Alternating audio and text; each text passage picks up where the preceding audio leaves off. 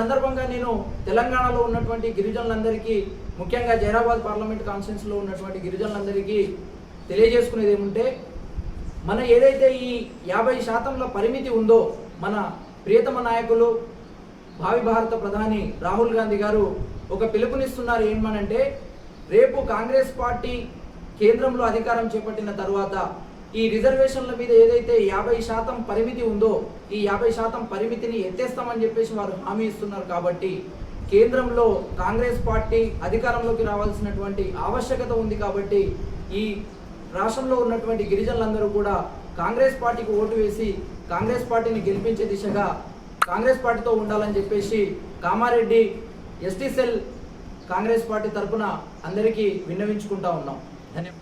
మాకు గత 60 సంవత్సరాల నుంచి ఏదైతే కాంగ్రెస్ పార్టీ మా గిరిజనులకు కానీ ఎస్టీలకు కానీ ఏదైతే రిజర్వేషన్ కల్పించిందో, దానివల్ల మేము లాభపడి ఇంత ముందుకు రాగలిగాం. మళ్ళీ గత 10 సంవత్సరాల నుంచి ఏదైతే బీజేపీ ప్రభుత్వము మన దేశాన్ని పాలిస్తుందో, ఈ ఇట్టి రిజర్వేషన్లని తొలగించే ఉద్దేశంతో చాలా ప్రకటనలు చేస్తున్నారు నాయకులు. వాటిని వ్యతిరేకించడము మరియు మేము కాంగ్రెస్ పార్టీకి సపోర్ట్ చేయాలనే ఉద్దేశంతో గిరిజన సోదరులందరము ఏకమయ్యాం ఈ రాష్ట్రం మొత్తంలో.